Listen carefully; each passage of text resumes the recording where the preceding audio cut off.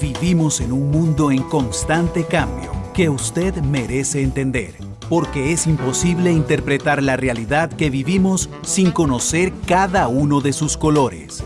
Porque muchos son los tonos de la actualidad. Presentamos Matices. Una producción de Noticias Monumental.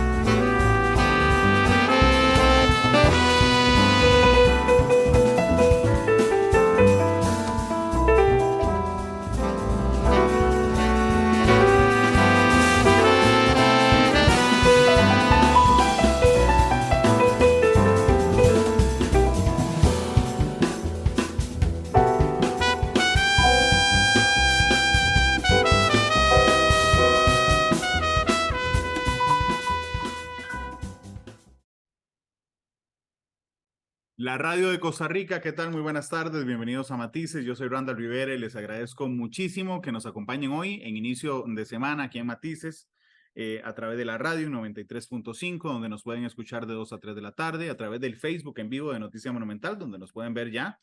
Esta noche pueden ver el programa en Canal 2 y una hora después de terminado el programa pueden accederlo a través de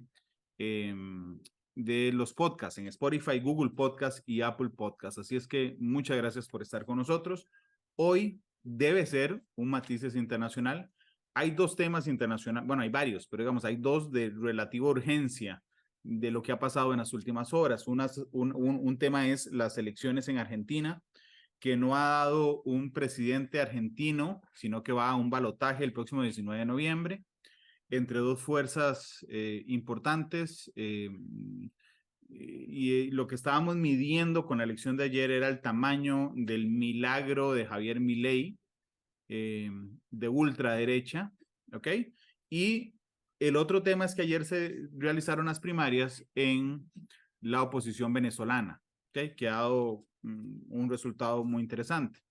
Así es que le propuse a nuestro analista internacional, Carlos Cascante, le estoy proponiendo, de hecho, que los primeros dos bloques de Matices sean Argentina y el último bloque de Matices sea Venezuela.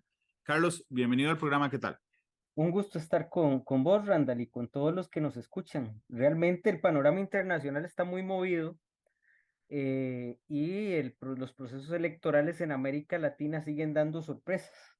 Así es. Yo espero que Carlos no se canse de Matices ni de mí, porque está tan caliente esto que prácticamente tenemos un programa a la semana con don Carlos Cascante, porque lo internacional está bastante fuerte. Empecemos por Argentina.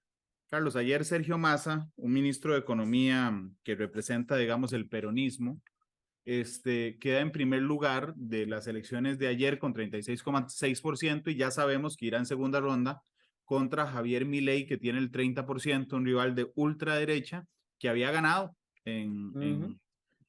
o había quedado en primer lugar, digamos, en el filtro que tienen las elecciones argentinas para llegar. Y ese es el panorama argentino, donde Massa le pasa a Milei, pero bueno, los dos tienen mucho de qué hablar en el programa, sobre ellos, de qué hablar en el programa de hoy, Carlos.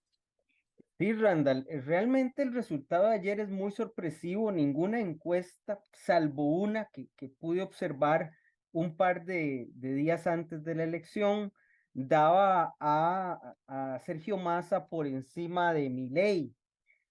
Hay varios elementos que explican esto, pero quizá el más importante, diría yo, es que la estructura del peronismo, la estructura del Partido Justicialista aún sigue bastante viva.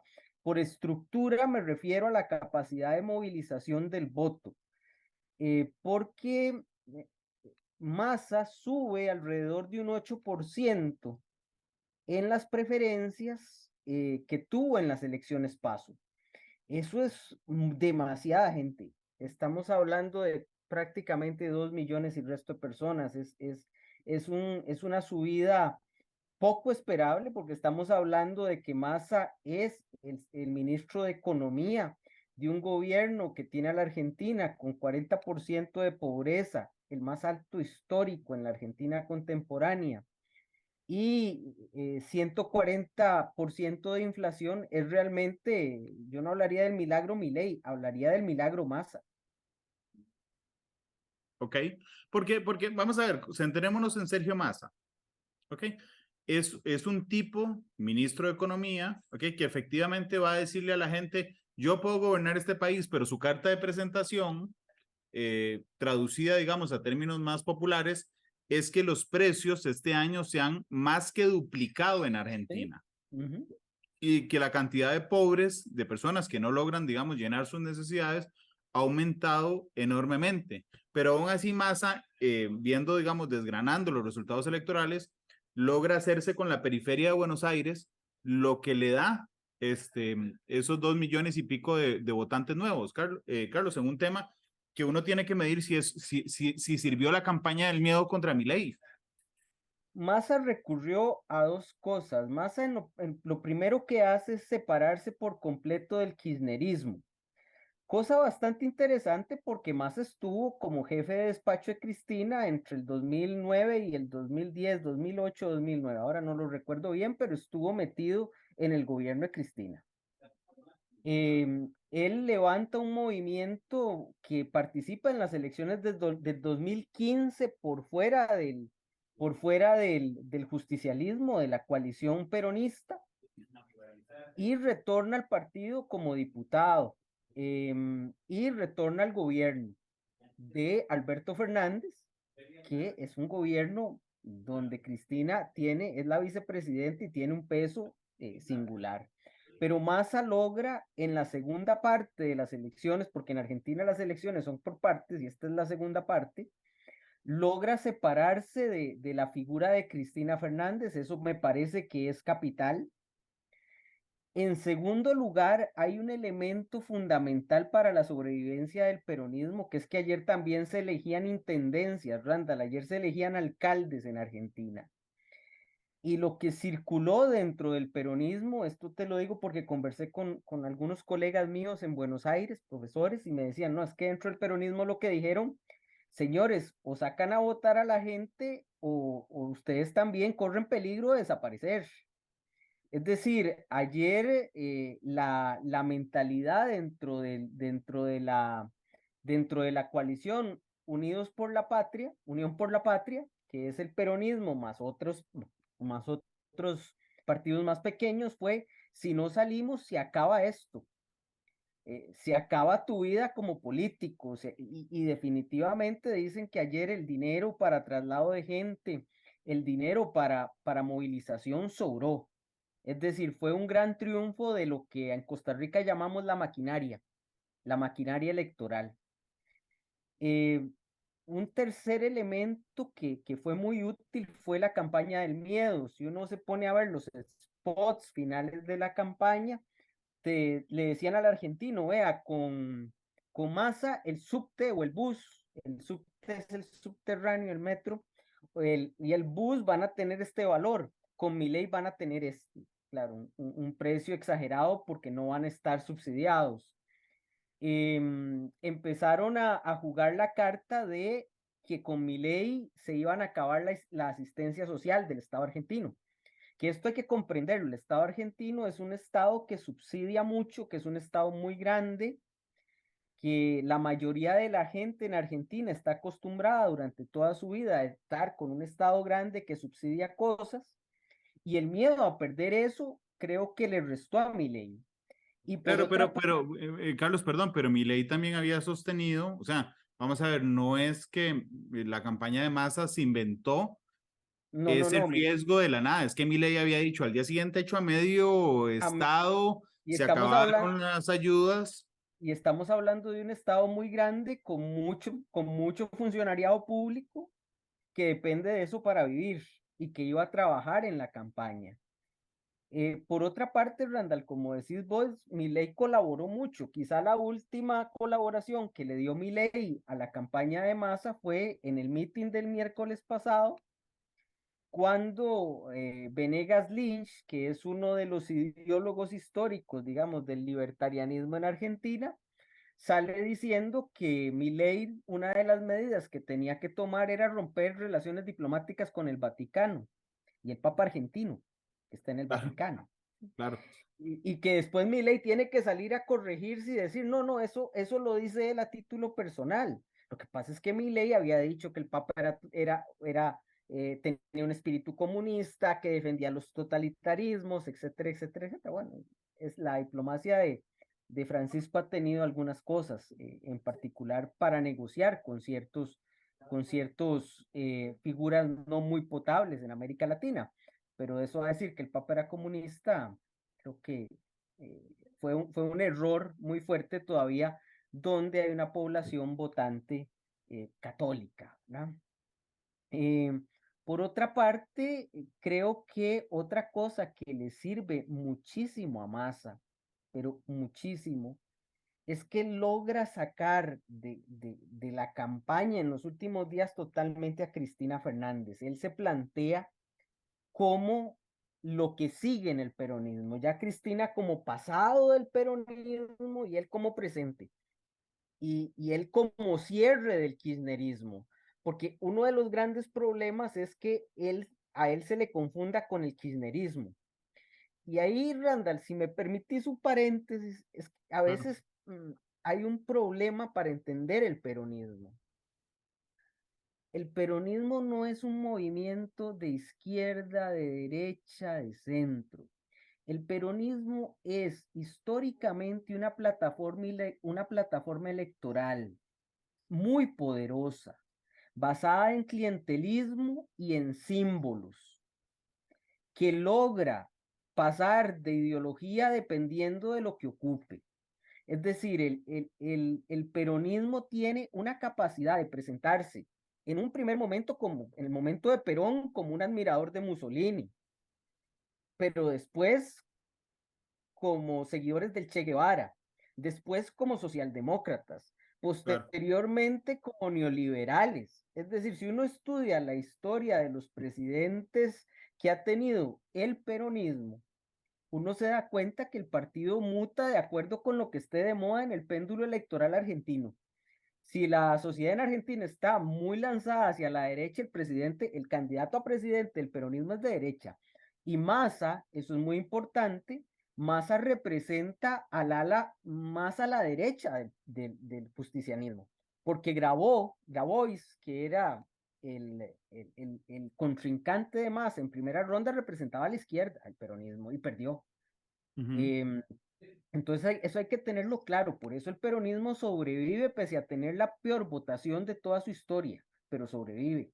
Y se presenta, creo yo, de cara a las elecciones de noviembre como el favorito, frente al movimiento de Milei, ¿verdad? Sí, que es de ultraderecha, porque la que queda de tercera, que ya queda fuera de la campaña por la presidencia argentina, es Patricia Bullrich. Patricia Bullrich es la candidata, o era la candidata hasta ayer, de la coalición que llevó a Mauricio Macri. Y ahí Juntos sí por el Cambio. tenemos y ahí sí tenemos un primer perdedor. El partido que lleva la bandera de la derecha Ujú. en Argentina, a partir de ahora, no es la coalición de Patricia Bullrich, es Milei. No, la población argentina, si nosotros vemos la elección en general, juntando, digamos, visiones de lo que tiene que ser Argentina, Argentina está más hacia la derecha. Si Ajá, notamos, porque tiene dos terceras partes. exactamente, exactamente. La gran decisión es hacia dónde se lanza. Patricia Bullrich Randall estuvo en el gobierno de la Rúa, no es una figura popular. Bueno, todos recordarán el gobierno de la Rúa, el presidente saliendo en avión, corralito financiero, una de las peores crisis económicas que ha sufrido Argentina. Eso la perjudica mucho. Estuvieron lanzando en la campaña constantemente recuerdos de Patricia Bullrich en ese gobierno. No es alguien que haga sintonía en una plaza pública. En fin, es una candidata débil y que no logró afectar a todas las fuerzas de Juntos por el Cambio, especialmente a la Reta, que fue el candidato, el otro candidato en primarias que representaba el sector más moderado o más hacia el centro de la coalición Juntos por el Cambio. De forma tal que es un gran perdedor, pero tiene suerte, Randall. A veces los sistemas políticos favorecen. En Argentina ayer también se disputaban las elecciones en el Congreso, pero el Congreso argentino, que copia mucho, digamos, el sistema político argentino copia mucho de otros sistemas políticos, no se eligen ni a todos los diputados, perdón, no se eligen a todos los senadores ni diputados al mismo, no se eligen a todos los senadores al mismo tiempo. Y eso le permite no salir tan mal parado en las elecciones legislativas y quedar como segunda fuerza en el Congreso argentino después de Unión por la Patria, es decir, el peronismo, y por otra parte dejan a Milei en una tercera fuerza política en el Congreso. Entonces, digamos, es una pérdida muy sensible en la parte presidencial, pero matizada en la parte legislativa y todavía con una enorme posibilidad de ganar la gobernatura de Ciudad Capital, de Buenos Aires, ciudad capital federal, que es muy importante tener esa gobernatura. Y por otra parte, en elecciones anteriores habían logrado obtener bastantes gobernaturas de las otras provincias argentinas, y aquí nuevamente hacer una diferencia central, porque a veces nosotros, como no tenemos la figura o la tuvimos y se desapareció, no entendemos ese tipo de política. En países como Argentina, en Estado federal, las gubernaturas de cada provincia ejercen mucho poder, ejercen mucha influencia en todos los procesos económicos, sociales, políticos y por supuesto electorales. Entonces, digamos que salen mal parados, pero el sistema les favorece a no salir tan mal, a seguir estando vivos en la política argentina. Voy a resumir como si estuviéramos en una clase universitaria y Carlos es el profesor, por supuesto, las 5 razones que logré exprimir, digamos, o sustraer de la exposición de Carlos respecto a los resultados ayer en las elecciones de primera ronda en Argentina, que insisto, le dieron el 36,6% a el peronista, ministro de Economía actual, Sergio Massa, frente al 30% del ultraderechista Javier Milei. El primero, me parece, Carlos, la movilización del voto local, que tiene que ver directamente con que había elecciones de alcalde. Entonces, los candidatos del peronismo tuvieron que movilizar electores. Esa es una primera razón. Sin duda. Había una amenaza de muerte. O movías o movías. Ok. La segunda, la campaña del miedo a que Milei quedara presidente. Las consecuencias de perder lo que se tiene, aunque lo que se tenga sea poco. Ok. Tercero, los errores de Milei y su campaña en los últimos días. Correcto, porque Milei tiene un problema. Milei es Milei y poca gente lo rodea. Su hermana, algún par de políticos, pero vos ves que Milei hace la campaña solo. Sí, Entonces, él es la campaña, él es la figura. Y entonces cualquier error que se cometa se magnifica al final del día. otro, Sostiene su voto, ok, sostiene la cantidad de votantes, pero no logra crecer. pero no logra crecer y eso es importante. Ok, ya ahí tenemos 3 razones. Cuarta razón, la separación de Cristina Fernández de la campaña de Sergio Massa. Correcto, la eliminación completa de Cristina y sus hijos, entre ellos Máximo, ¿verdad? Que es el más, por decirlo bonito, tortero de toda la familia. Es la No separación del aparecen. kirchnerismo. Sí, exactamente. Y quinta razón, que había otra propuesta de derecha que le roba votos, en este caso a Milei, que es el de Patricia Bullrich. Bullrich no sostiene el resultado de Juntos por el Cambio en la primaria, ¿verdad? Se nota que no pudo unificar al partido y eso le cuesta votos, le cuesta bastantes votos y favorece, favorece un poco. Ojo, pero ve lo interesante, Bullrich no logra aglutinar toda esa votación, pero esa votación no se pasa con Milei. Eso es muy interesante. Es decir, Sí, de no, hecho, no, perdona, en el Milei bloque no que logra sigue, capitalizar. en el bloque que sigue, lo que yo quería era dibujar ese espectro. Los votos de quién van donde quién, Mm, ¿verdad? Ahora, porque ahora solo hay dos candidatos, Sergio Massa y Javier Milei, y hay algunas fuerzas que uno podría suponer que jamás votarán por el peronismo, ¿ok? correcto. Pero Ujú. el otro lado hay un pero grande, Milei. Milei. Ujú. Ese es un pero grande. ¿Te parece que son suficientes? Digo, no agotan la explicación, pero No, parecieran ser las más marcadas estas 5 razones de los resultados de ayer. me parece muy interesante algo, Randall, de toda la elección. A veces, y vos lees la literatura de ciencia política sobre elección, generalmente hay una variable que pesa muchísimo en la elección, que es la situación económica. Y conversando con politólogos siempre te van a decir, bueno, es que lo económico es un elemento central en el proceso electoral, así como la gente se siente en lo económico, eso lo lleva a tomar decisiones en torno a qué candidato apoya. Especialmente en los votantes desenganchados de una opción específica, de una opción electoral específica. Las elecciones en Argentina y otras elecciones están, creo yo, demostrando cada vez más que hay otros factores de peso en la decisión electoral, no solo lo económico.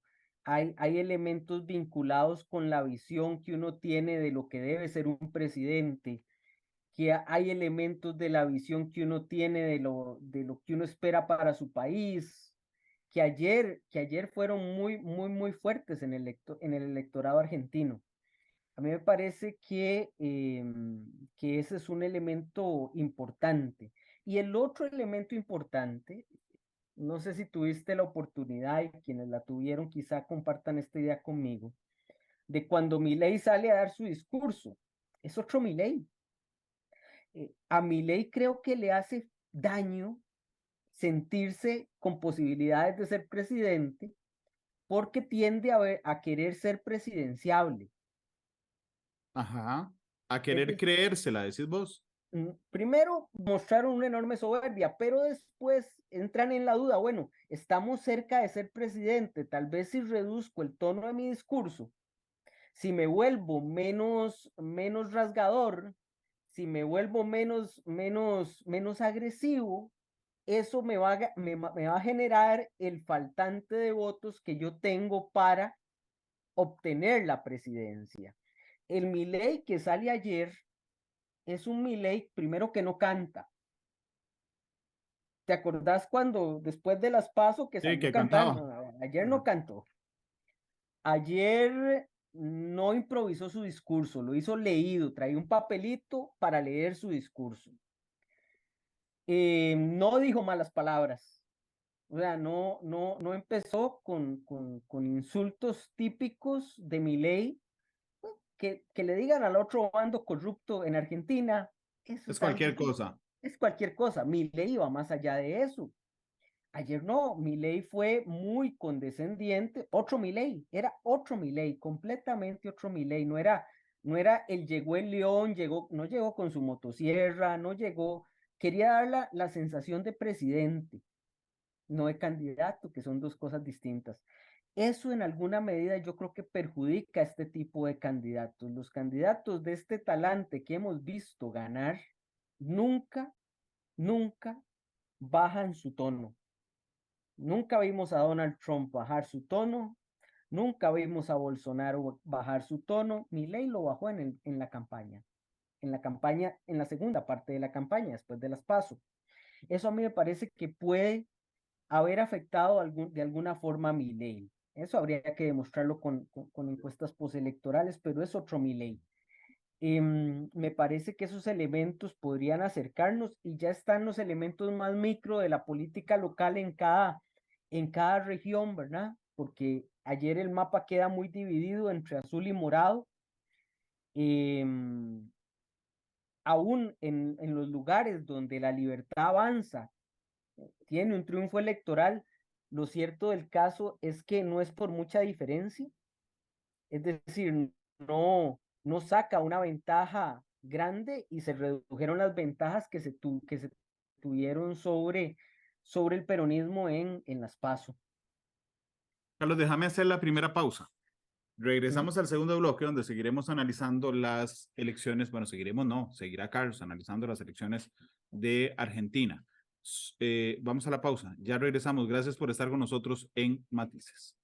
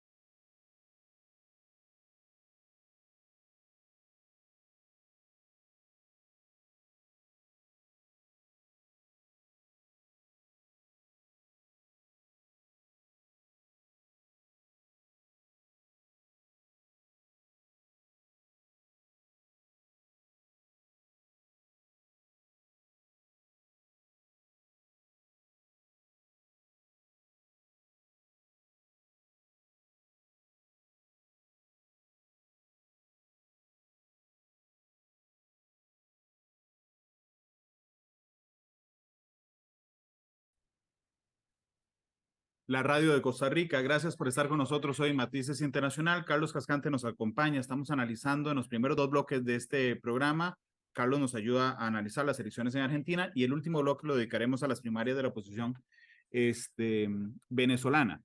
Estaba leyendo El País esta mañana respecto a las elecciones, El País de España respecto a las elecciones en Argentina.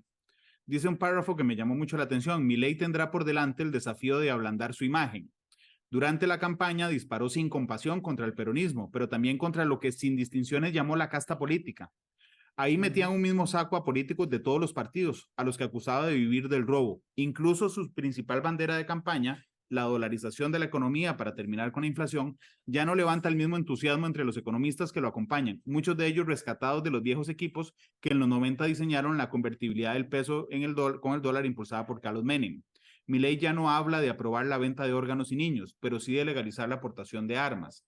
Y dice, además, que ambos candidatos tendrán el enorme reto de pescar en una formación muy heterogénea, que es justamente el de Patricia Bullrich, que ayer incluso, Milei dice, vengo a dar por terminado el proceso de ataques y hacer tabula rasa para terminar con el kirchnerismo. Más allá de nuestras diferencias, tenemos que entender que enfrente tenemos una organización criminal. El kirchnerismo es lo peor que le ha pasado a la Argentina. ¿Verdad? Y Bullrich dice, nunca vamos a ser cómplices del populismo en Argentina ni de las mafias que destruyeron este país. Es decir, ya se empiezan a notar ayer los primeros puentes, aunque en un discurso más, como lo decías antes de la pausa, más bajo de Milei, Carlos. Sí. Vamos a ver, lo primero que hizo Milei ayer en su discurso fue, uno, hablo de kirchnerismo, es decir, quiero ligar a Massa con el kirchnerismo, que es una de las estrategias central de Massa, salirse de, yo soy kirchnerista, no, yo no soy kirchnerista, yo soy el nuevo líder del peronismo, el nuevo líder del justicialismo. No me confundan con Cristina, con Alberto Fernández o con Máximo Kirchner, no estoy ahí. Eso es lo uno. Y lo otro son los guiños a la gente de Macri, señalando que en Buenos Aires capital justamente se va a dar una repetición de lo que se va a dar en todo el país, una fuerza política contra contra el peronismo, casi como diciendo, bueno, yo los puedo apoyar en Capital Federal si ustedes me apoyan a nivel nacional.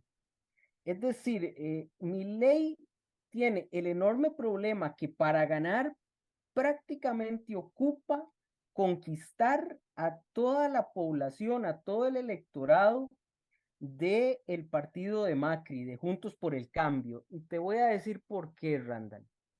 En la elección de ayer, las otras fuerzas políticas presentes son Hacemos por Nuestro País de Schiaretti y después un partido de izquierda de Miriam Bregman, el Frente de Izquierda. Schiaretti tuvo unos magníficos resultados electorales, pasó de un 4% a un 6.8%. Schiaretti es de clara tendencia peronista, de hecho él fue miembro del peronismo, miembro activo del peronismo. Y por otra parte, usted no puede pensar que el votante de Bregman, entre Milei y Massa, se lance a votar por Milei. Eso, digamos, ya te va construyendo una base de más arriba del 40 y 45% para Massa. Por otra parte, si uno ve el movimiento de la Fuerza del Cambio, ya Massa señaló justamente ayer que él pretende hacer un gobierno de unidad nacional y eso implica llamar a ciertas figuras de Juntos por el Cambio, las más moderadas. Un elemento importante, Horacio Larreta, que era el candidato que peleó contra Bullrich, la candidatura por Juntos por el Cambio, nunca quedó contento con los resultados y nunca se vio trabajando fuertemente con la campaña. Es decir, es un punto que puede ser muy interesante para juntar ese 4, 5, máximo 6% del 23 de Bullrich que podría ocupar para ganar. Ayer se demostró una cosa interesante. Muchos analistas argentinos habían dicho que ellos no veían como muy probable que gente de Bullrich pasara a votar por Massa previo al resultado de ayer. Y ayer se demostró que eso no es tan matemático, que la gente de Bullrich podría sacrificar sus visiones político-económicas a cambio de alguna posición en el gobierno de Massa. Y digamos que Massa dista mucho de ser una persona de centro izquierda duro. Massa más bien es más de centro en lo que ha señalado. Entonces, digamos que de arranque, solo de arranque, Randall, porque en política puede pasar por cualquier cosa, como lo que le pasó al gobernador de Buenos Aires provincia con su jefe de despacho al final de la campaña. No sé si lo viste, con Insaurralde. ¿No? Insaurralde era el jefe de despacho de Kicillof, el gobernador de Buenos Aires provincia. Al señor le descubren unas fotos con una importantísima modelo argentina en las playas, en un yate en Marbella, y el alquiler del yate cuesta 8.000 euros al día. Y entonces de ahí evidentemente eso retrataba la corrupción de todo el gobierno de la ciudad de Buenos Aires, pasando por el gobierno federal de Cristina Fernández, perdón, de Alberto Fernández y su vicepresidenta Cristina. Eso fue todo un escándalo al final de la campaña. Y Massa se liberó de eso diciendo que no, pues él exigía la renuncia, etcétera, etcétera, etcétera. Es decir, elementos como esos podrían darse en lo que falta, en las pocas semanas que faltan para las elecciones de segunda ronda. Pero de arranque, de acuerdo con los resultados de ayer, viendo el comportamiento electoral, Massa arranca con una ventaja sobre Javier Milei. Y otro elemento importante. A Massa lo respalda una estructura política de más de 70 años, con todo lo bueno y lo malo que tiene una plataforma, una maquinaria electoral de ese tipo. Debilitada, insisto, debilitada porque esta es la votación más baja que ha tenido cualquier candidato que representa al peronismo en Argentina en toda su historia. Pero sigue teniendo capacidad de movilización. Milei tiene un movimiento de 2 años, recién creado, con estructuras débiles, sin liderazgos claramente establecidos, más que el de Milei, y eso puede costar el día de una elección. ¿Cómo pudo haber costado ayer? Claro. Vos insistís en tu análisis, Carlos, que vamos a la segunda ronda de las elecciones de Argentina con Sergio Massa como favorito. Sí, creo que ayer sale muy fortalecido. Primero porque nadie esperaba el resultado, o sea, se demostró la capacidad de la maquinaria. Em, Siento que Milei se lleva un mazazo. Milei y la gente de Milei hablaba de ganar en primera ronda. Me parece que Massa, Massa tiene la capacidad y siempre la ha tenido, es un político bastante hábil de negociar con representantes de Juntos por el Cambio. Eh, Milei ha insultado a toda la casta y ha dicho prácticamente que abarca tanto al peronismo como al macrismo, o sea, sin distingos, ¿no? El ataque de Milei ha sido brutal y reconstruir eso cuesta, porque las personas, por más políticas que sean en términos de llegar a acuerdos, tienen pues Corazón. sangre, sangre y a veces Milei ha proferido insultos muy duros. Por otra parte, creo que hay un elemento adicional que es la cercanía del proceso. No es que esto se va a tardar como en otros países 2 meses sin vernos al ombligo, pero esto se resuelve en 4 semanas. Eh, es decir, de cambiar, se vuelve más complicada. La estrategia es cortísimo plazo, sin descanso. Entonces, me parece que el ganar en primera ronda por casi 7 puntos impulsa mucho las posibilidades de Massa.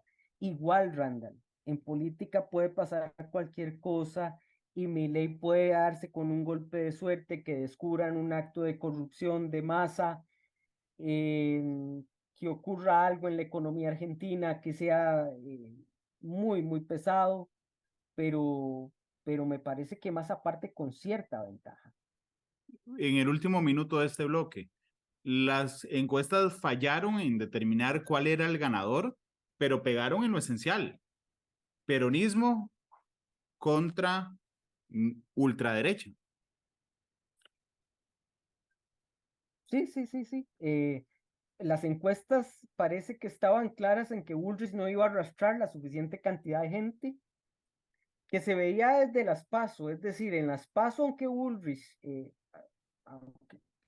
obtiene un porcentaje, se sabía que era difícil controlar a la gente de la reta.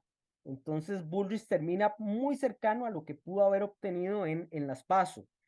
El peronismo siempre se vio creciendo porque aunque estaban divididos entre Massa y Grabois, era muy probable que la gente de Grabois apoyara sin lugar a duda a Massa. Y Milei era la gran duda de si podía crecer y tomar gente de Bullrich o, perdón, de Juntos por el Cambio o quedarse estático. Y ocurrió que quedó estático, pero evidentemente fallaron en torno a la medición del crecimiento de Massa. Carlos, déjame ir a la segunda pausa. Regresamos con el último bloque en el que analizamos las primarias de la oposición venezolana, en las que arrasó María Corina Machado. Vamos a la pausa. Gracias por estar con nosotros en Matices.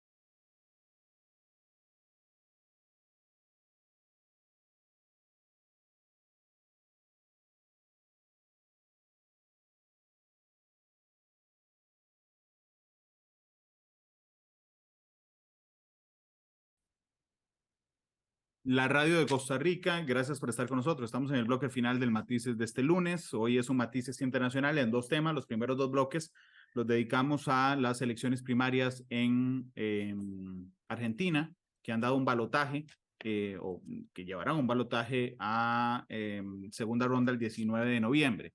Pero también le pedí a Carlos Cascante, que es nuestro analista invitado el día de hoy, que dedicáramos el último bloque a ver las primarias de la oposición venezolana, donde arrasó María Corina Machado, inhabilitada por el madurismo o chavismo, que enfrentará a Nicolás Maduro en 2024. Más del 90% de los votos se llevó María Corina Machado, Carlos.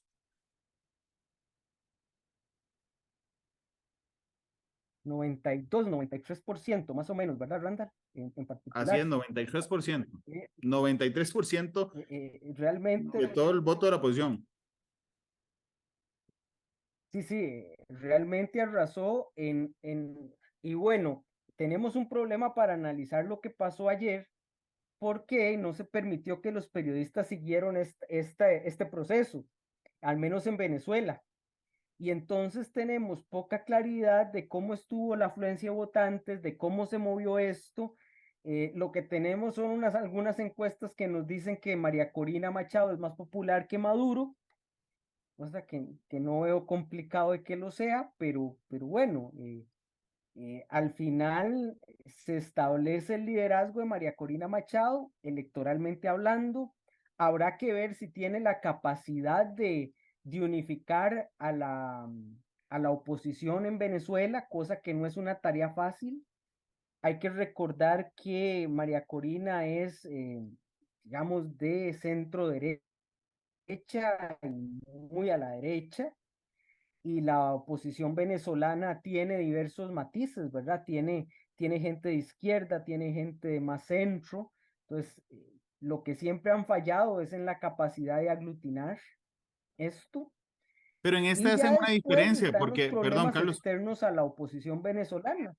siempre habían fallado en ¿Sí? esto, ¿verdad? En agrupar, digamos, el voto en uno. Estaba Enrique Capriles por un lado, estaba María Corina Machado por otro, estaba Leopoldo López por Ujú. otro, Otra. Ujú. y Salió digamos que Guaidó. hoy, Ujú. sí, que hoy sería, por lo menos la lógica inicial es o Machado o Maduro, ¿verdad? Ujú. Digamos, Randall, pero hay un elemento que hay que tomar en cuenta. Las ajá. elecciones son en el segundo semestre del 2024. Si usted me dice que las elecciones son en 2 meses, yo puedo Ujú. decir, esa oposición venezolana puede mantenerse unida. Pero déle a esa oposición venezolana unos cuantos meses y las disputas internas pueden surgir. Aquí el tiempo es clave y no por nada, y esto hay que ponerlo en contexto, porque pocos días antes el gobierno de Venezuela de Maduro había negociado con la oposición en Barbados un acuerdo respaldado por los Estados Unidos, el acuerdo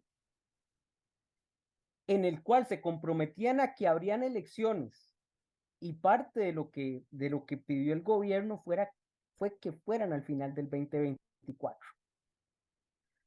Yo creo que jugándose ese chance, primero la posibilidad de prepararse para la elección, tanto en lo legal como en lo ilegal, Ujú. Y que la y, oposición se autodestruyera. y darle chance a la oposición de autodestruirse, que ha sido la historia de la oposición venezolana desde hace unos 15 años.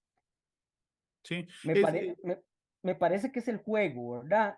claro. Porque en una elección, digamos, totalmente libre, con buena revisión internacional, cumpliendo no el 10 que se ocupa en una elección, pero en una elección con un 6 de pureza electoral, de respeto. Me parece que María Corina podría ganar, pero lo primero que habría que darse es que a María Corina Machado le tienen que levantar o eliminar la prohibición porque tiene por 15 años de participar en elecciones. Aparentemente, el levantamiento parcial de sanciones al petróleo, al gas y al oro de Venezuela por parte de los Estados Unidos estaba vinculado a la obligación del gobierno de eliminar esas sanciones, Sí. pero todavía no lo han hecho. Por otra parte, está claro que la oposición venezolana no tiene la capacidad de maquinaria. Antes la tenían los grandes partidos de Venezuela de hacerlo, pero eso lo perdieron y ahora esa maquinaria la tiene el gobierno. Y como si esto fuera poco, el gobierno de Venezuela todavía tiene la capacidad en una sociedad muy empobrecida de dar dinero a la gente, de darle pequeños regalos a la gente, cosa que la oposición en este momento no tiene tanta capacidad. Y lo tercero es el financiamiento de la campaña. Es decir, el gobierno de Venezuela va a tener capacidad de financiamiento, siempre lo ha tenido para campañas electorales, y la oposición de Venezuela va a depender de la colaboración que le den socios externos, tomando en cuenta que los Estados Unidos en este momento histórico le interesa menos cómo queda el resultado en Venezuela siempre y cuando fluye el petróleo que lo que era hace 4 años, cuando no había guerra en Ucrania y cuando no había guerra en Palestina. Sí, y además hay que tomar en consideración algo que era la punta que te iba a hacer. La de ayer es una consulta autogestionada, o sea, es decir, la hace la misma oposición, no tiene ninguna ayuda técnica del Consejo Nacional Electoral venezolano, no tiene ningún apoyo técnico, pero además tampoco tiene efectos jurídicos reales. O sea, es decir, la oposición decide si respeta el mismo acuerdo a que llegó la oposición. En cualquier momento y habían 10 candidatos que salen bastante mal los otros 9. Sí. Pero uno sabe que los candidatos de ayer no representan a las fuerzas de la oposición. En la mayoría de los casos son personas que se presentan como voceros de algunas de los verdaderos líderes de la oposición venezolana, muchos en el exilio. Aparte de eso, ese es otro problema, Randall, que muchos de los líderes, de los que arrastran popularmente, están en el exilio. Sí. Entonces, Que sería un buen digamos, negocio para el gobierno, digo, pensando mal, dejarlo regresar. Eso partiría la oposición dentro de Venezuela. probablemente. Y el gobierno va a jugar a eso, a darle alguno a otro para generar los conflictos internos. Vamos a ver, cuando las alianzas que son en contra de un tercero tienen muchas debilidades. ¿Por qué? Porque con el tiempo van a surgir las desviaciones, las desavenencias internas. Y eso yo creo que es el principal problema que ha tenido la oposición venezolana en todos estos años de Maduro. No tanto de Chávez, porque todavía con Chávez yo creo que Chávez ganaba por él mismo, Chávez tenía la capacidad de ganar por él mismo. Maduro no, Maduro tiene que recurrir a dividir a la oposición lo más que se pueda y por otro lado a manejar de la forma más ilegal posible el proceso electoral. Sí. El acuerdo al que llegó la semana pasada la Plataforma Unitaria de Venezuela y el gobierno de Nicolás Maduro decía textualmente, y ojo la amplitud de este acuerdo, dice, se promoverá, no se hará, se promoverá la autorización a todos los candidatos y partidos políticos. De eso es lo que jurídicamente se podría uno agarrar para pensar que María Corina Machado, inhabilitada a 15 años, podría ser la candidata más allá, digamos, de la intríngulis de juegos de poder interno de la oposición. El primer recurso jurídico para utilizar la suspensión provino antes del acuerdo. Sí, es lo primero que podrían sacarte, ¿no? Que no establece una amnistía, que el acuerdo no establece una amnistía, que establece que a futuro eso se permitirá. Y Randall, gran problema, si María Corina Machado tiene problemas para participar, nuevamente, ve que María Corina tiene la capacidad de aglutinar, sí, aglutina Indudablemente. voto, Ajá. quítala, volvés al problema de tener 9. Sí, claro, y 9 flojos. Y 9 flojos. Porque María Corina también tiene capacidad política, tiene mucha experiencia, empieza desde el 2000 trabajando en política en Venezuela, en política antichavista y después como una figura importante de la oposición. Vos también ocupás esa figura, ¿verdad? Esa figura con arrastre, con relevancia, y muy importante en el caso de María Corina, que ha sufrido en carne propia a la dictadura madurista. Ella puede decir, bueno, es que yo la he sufrido en carne propia. A mí no me dejan montarme en un avión, no me dejan salir, estoy inhabilitada, estoy en un juicio que ya dura 9 años. Es decir, tiene todo eso a su favor.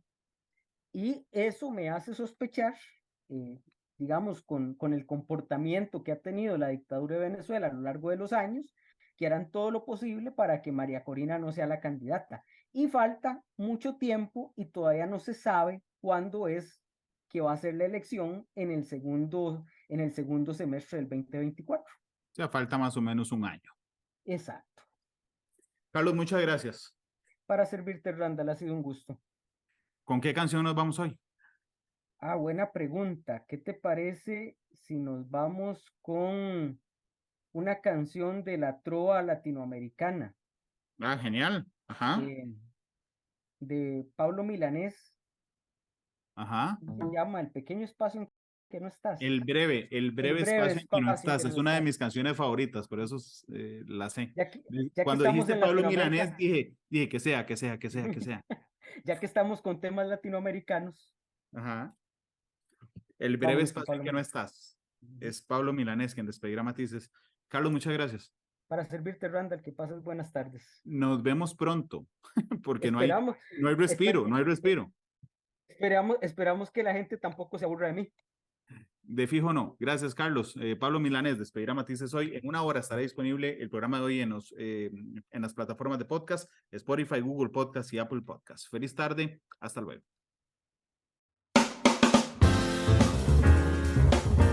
Todas las perspectivas, cada punto de vista.